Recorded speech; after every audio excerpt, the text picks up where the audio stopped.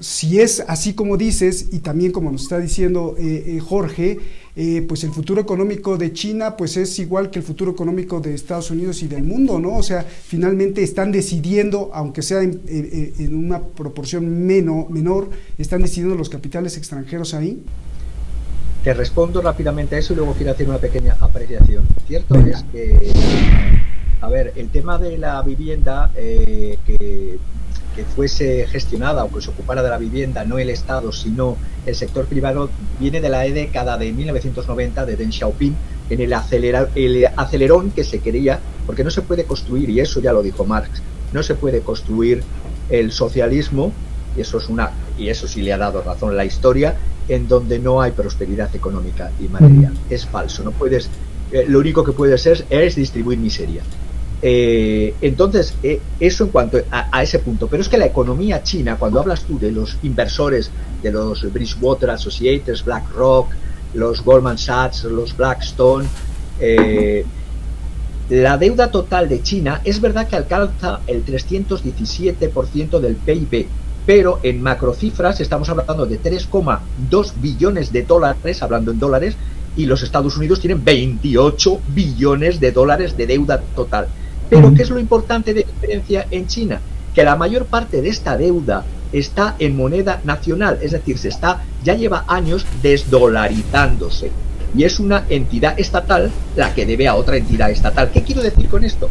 Que la deuda externa, es decir, en dólares respecto al PIB, lo que debe China al exterior está en torno a fechas de hoy muy bajo, en torno a un 15%. En cambio, si lo comparamos con Estados Unidos, que es la deuda externa más grande del planeta, lo que debe Estados Unidos al planeta es el 51,4%, es decir, un 15% la República Popular China, un 51,4%, solo para que las personas vean las macromagnitudes. Y para rematar este punto también, de hecho, el resto del mundo le debe a la República Popular China mucho más, es decir, el 6% de la deuda total mundial se le debe a China. China es el acreedor.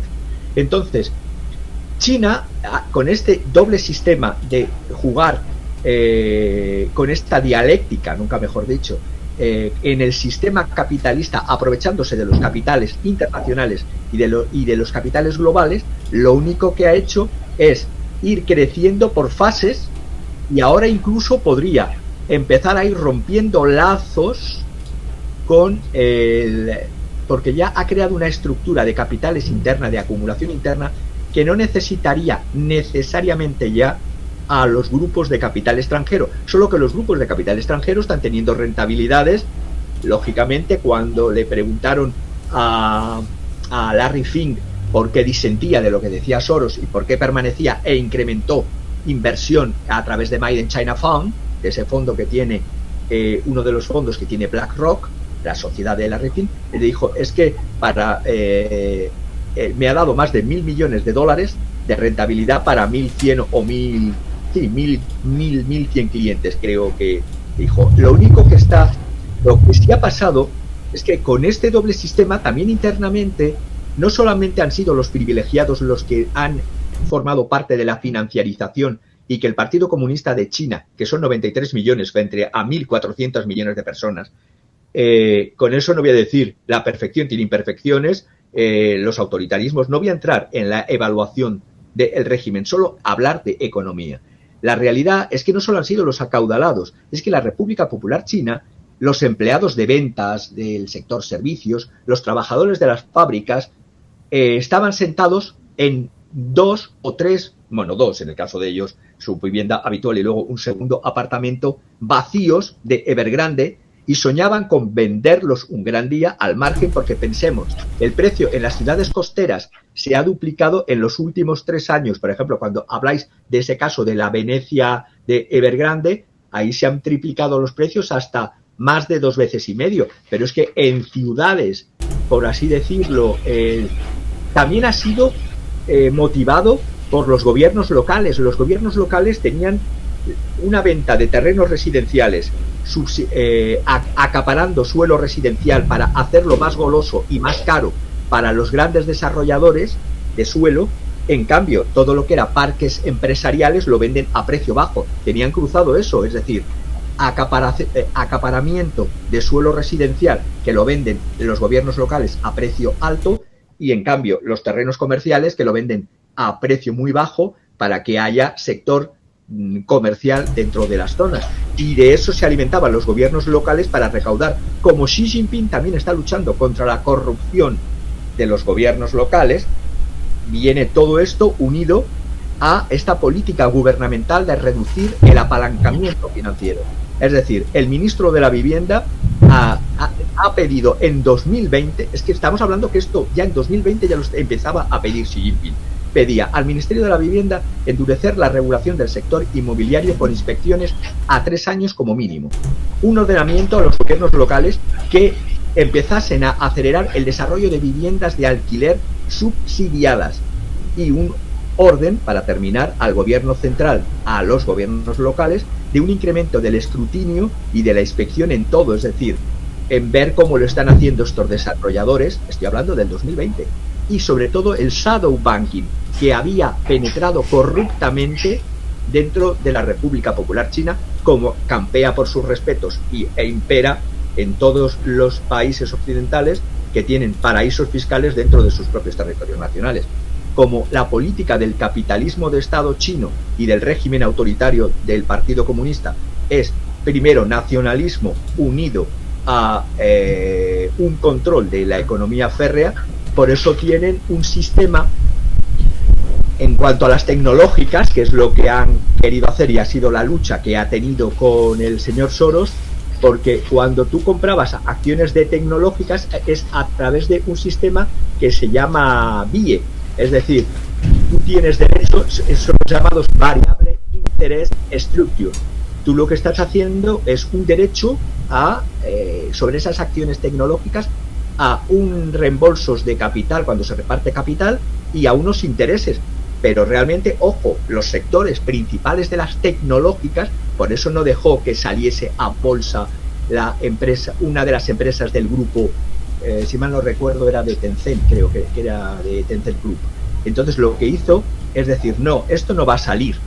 Esto es como se hacía antes, incluso los gobiernos, cuando eran todavía cuando existían naciones en Europa, el general de Gaulle tenía intervenidas determinados sectores de la economía, no era toda una prostitución a los mercados, porque una de dos, o te dominan los mercados, y esos son los ciegos que no sabes de dónde te vienen los palos, o te gobierna en este mundo un régimen autoritario con un partido fuerte, como pueda ser en este caso el Partido Comunista Chino, o en Rusia, que ha vuelto a ganar las elecciones, el partido de Putin.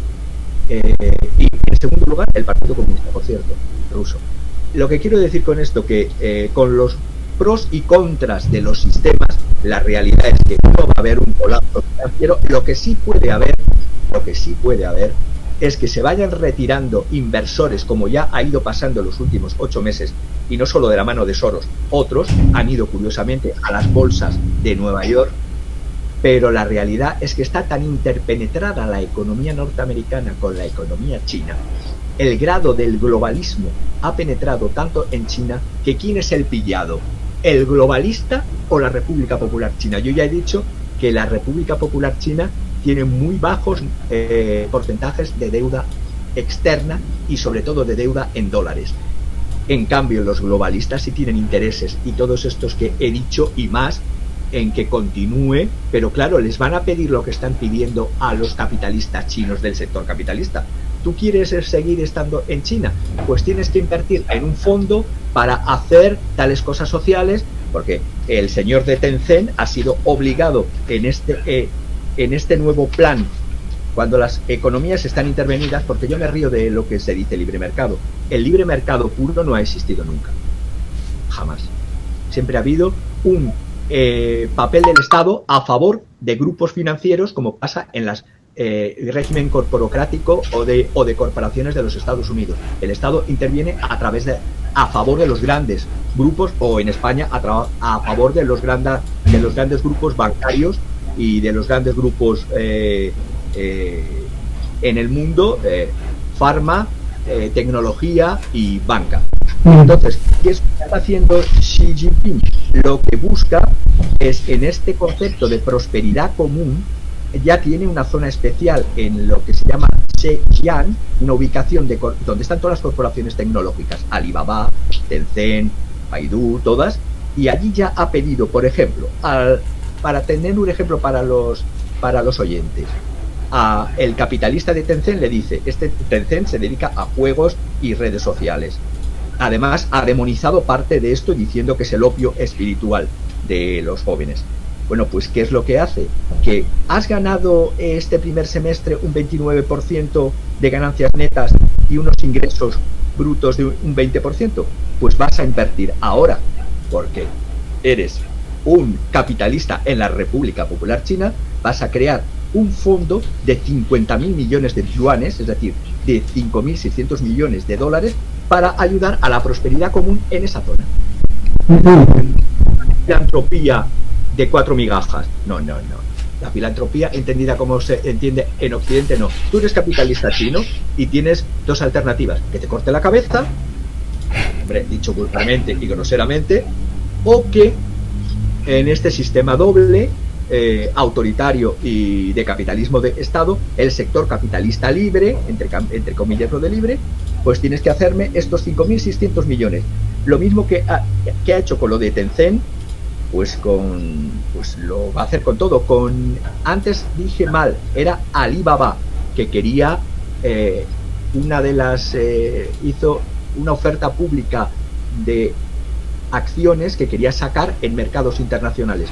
Y le dijo, sí, pero esto es estratégico, este sector de tu empresa.